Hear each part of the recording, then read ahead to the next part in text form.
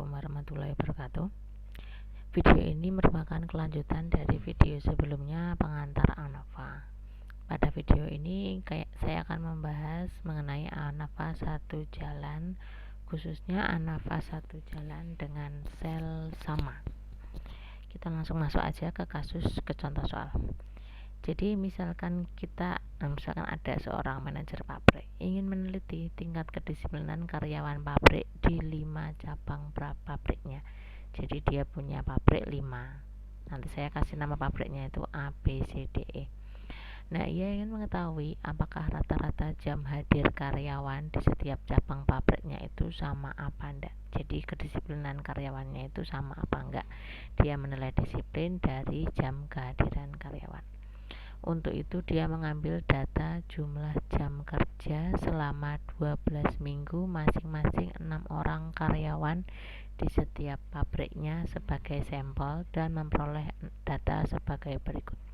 Jadi dari setiap pabrik A, B, C, D, E masing-masing diambil 6 karyawan. Jadi ada 30 karyawan yang diambil datanya. Tapi masing-masing pabrik itu cuma 6 dok. Nah, gunakan alfa 1% dan ANAFA 1 jalan untuk mencari tahu apakah rata-rata jumlah jam kerja karyawan sama di setiap pabrik tersebut. Nah, di sini setiap pabrik itu urun 6 orang karyawan sebagai sampel. Berarti ANAFA yang akan dilakukan itu ANAFA 1 jalan dengan sel sama. Maksudnya sel itu kotaan ya. Data pabrik A 6, data pabrik B 6, C, D, E masing-masing juga 6, kan sama semua. Berarti dia masuknya ANAFA 1 jalan dengan sel sama. Kalau misalkan nanti pabrik A urun 5 karyawan, B 10 karyawan, C 6 karyawan, D 4 karyawan, kan beda-beda. Nah, itu berarti nanti ANAFA 1 jalan dengan sel tak sama. Nah, pada contoh ini yang jadi variabel bebas itu adalah cabang pabrik, bukan pabrik cabang ya, cabang pabrik. Jadi A, B, C, D, E itu jadi variabel bebasnya, cabang pabriknya. Kita punya 5 kategori A, B, C, D, E. Dan variabel terikatnya itu adalah jumlah jam kerja karyawan. Jadi penelitinya manajer pabriknya itu pengen tahu jadi cabang pabriknya itu ngefek nggak ke jumlah jam hadir karyawan. Mungkin kalau pabrik A ternyata disiplin, nanti dia biar misalnya Anda tahu kira-kira ada kebijakan apa sih di pabrik A kok bisa disiplin dan begitu seterusnya. Jadi ini cuma sekedar alat untuk mengambil keputusan sih. Biasanya statistika itu cuma sekedar memberikan rekomendasi atau pertimbangan untuk pengambilan keputusan selanjutnya. Oke ya, langsung aja kita masuk ke ANAFA-nya. Jadi yang tabel yang tadi kita harus convert ke tabel standarnya ANAFA. Seperti apa tabel standarnya ANAFA? Seperti ini. Oh, malah idealnya di sini itu nggak ada garisnya. Nggak ada garis, kenapa? Ya kan karena satu sel. Di sini itu dia satu sel. Oh, maaf ini salah. Dia satu sel, cuma ini yang outside saja. Sebentar. Oke, jadi maksudnya sel itu ini satu sel. Nah, maksudnya sel sama itu isi dalam satu sel itu sama apa enggak. Dalam hal ini karena semua isinya adalah 6 data berarti sama gitu. Nanti kalau isinya ada beda-beda berarti dia sel tak sama. Terus tabel standar ANAFA itu seperti apa? Seperti ini. Jadi ini sel-selnya, bawahnya langsung total. Ini berarti total untuk A, total untuk B, total C, total D, total E. Itu segini nilainya ini ya. Yang 3 ribuan, 2 ribuan ini. Terus juga bawahnya total langsung ada rataan. Rataan untuk A berarti 3320 dibagi 6. 3416 dibagi 6. 3663 bagi 6 dan seterusnya. Tadi yang di total itu berarti ini semua dijumlah, jumlah gitu ya. G, lah G itu apa sih? G itu grand total. G itu grand total. Itu dapatnya dari mana? Bisa Anda menjumlahkan ini semua 3320, 3416, 3663, 2791, 3664 dijumlahkan, atau Anda menjumlahkan data ini semua. Tadi saya sudah nyoba, ini cepat karena pakai Excel. Terus habis G ada juga X bar. X bar itu rataan total. Anda bisa aja mencari rataan dari XA, XB, XC, XD, XDE ini, atau mencari rataan dari kesemuanya, atau bisa mencari ini dibagi jumlah semua, berarti jumlah semuanya 30. Itu nanti ketemunya harusnya sama ini 561,8. Kalau mau cepat pakai Excel. Oke, prosedur uji ANAFA bagaimana? Ya sama kayak uji hipotesis yang kemarin. Pertama itu selalu menetapkan hipotesis. Di sini H0-nya adalah mu A sama dengan mu B sama dengan mu C sama dengan mu D sama dengan mu E. Mu itu apa sih? Rata-rata jumlah kehadiran di pabrik A, itu mu A. Rata-rata jumlah kehadiran di pabrik B, C, dan E. H0-nya itu bilang kalau rata-rata jumlah kehadiran di semua pabrik itu sama. Kalau sama berarti nanti mungkin kebijakannya itu sama semua. Jadi ya terserah lah, nggak tahu nanti ya. Pokoknya tergantung manajer pabriknya mau ngasih pemikiran apa. Pokoknya kalau H0-nya itu rata-rata kehadirannya itu sama semua. Sementara H1 itu paling tidak ada dua rataan yang beda. Jadi paling tidak ada dua pabrik yang punya rataan kehadirannya itu beda. Pabrik yang mana? Nggak tahu. Kita ANAFA nanti hanya cuma sampai mencari tahu ada yang beda apa enggak. Tapi nggak bisa menjawab pertanyaan yang mana yang beda, enggak. Kalau mau menjawab pertanyaan yang mana yang beda, itu harus memakai uji lanjut ANAFA. Nanti kita bahas, semoga sempat.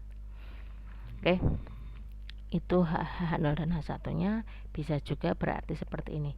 Tingkat kehadiran karyawan di semua pabrik sama, atau paling tidak ada dua pabrik yang memiliki tingkat kehadiran yang berbeda.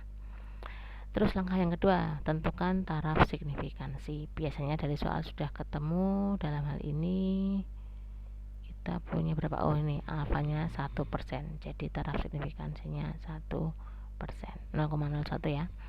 Terus yang ketiga, statistik uji. Kita nanti mencari nilai F. F itu RKA per RKG. Harapannya F nanti itu berdistribusi F Fisher alpha, K-1, NK min NK. K itu apa sih? K itu banyaknya kategori variabel bebas. Variabel bebasnya tadi apa? Pabrik. Banyaknya berapa? 5. Jadi K-nya dalam hal ini itu 5. Terus N itu apa? N itu ukuran sampel tiap kategori. Artinya banyaknya sampel karyawan di setiap pabrik. Berarti dalam hal ini 6 semua ya. Jadi N-nya 6, K-nya 5. Nah, kalau begitu statistik ujinya itu F itu RKA per RKG berdistribusi F 0,01 alfanya, 4 itu kan tadi rumusnya K-1, NK min K. 6 kali 5 dikurangi 5, 30 kurangi 5, 25. Itu nanti saya kasih gambaran bagaimana mencari nilai F-nya. Terus ini komputasi itu kita kalau mau mencari RKA sama RKG kita harus menghitung JKT, JKA, JKG, RKA, RKG. Jadi ada 5 yang harus kita hitung. JKT dulu. JKT itu yang pertama kita cari adalah sigma X kuadrat min G kuadrat per NK. Jadi ini saya kasihkan langsung ke tabelnya saja. Jadi JKT diperoleh dengan cara Anda mengkuadratkan setiap data, ini kuadrat, semua dikuadratkan, data yang ini data jamnya dikuadratkan semua, terus dijumlahkan hasilnya berapa itu jadi ini ya, sigma x kuadrat ini ya, dikurangi g kuadrat, g tadi grand total, dibagi n nya 6, k nya 5, jadi ketemunya 9677954. Ini jumlahan semua kuadrat ini, semua kuadrat dijumlahkan pakai Excel kalau mau cepat, dikurangi g kuadrat ini 16854 kuadrat per n kali k per 6 kali 5 30, ketemunya 209.376,8. Ini JKT. Terus untuk JKA itu sigma xi, maaf ini bukan xi, sigma ti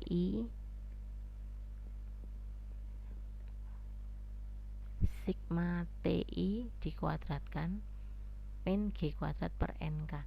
Jadi t itu yang ini ya, t ini ya, t nya semuanya dikuadratkan terus dijumlah, hasilnya berapa dibagi n itu berapa tadi, 6, hasilnya berapa dibagi 6 dikurangi g kuadrat per nk.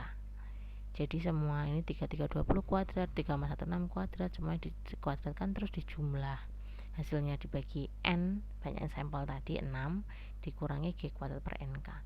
Kita ketemu hasilnya 85356,47, itu JKA. Nah terus nyari JKG itu apa sih? JKG itu JKT dikurangi JKA, berarti nanti tinggal yang tadi kedua hitungan di atas tadi dikurangkan, harus ketemu positif karena ini jumlah kuadrat, pasti positif. Kalau ada negatif berarti Anda mungkin ada salah perhitungan.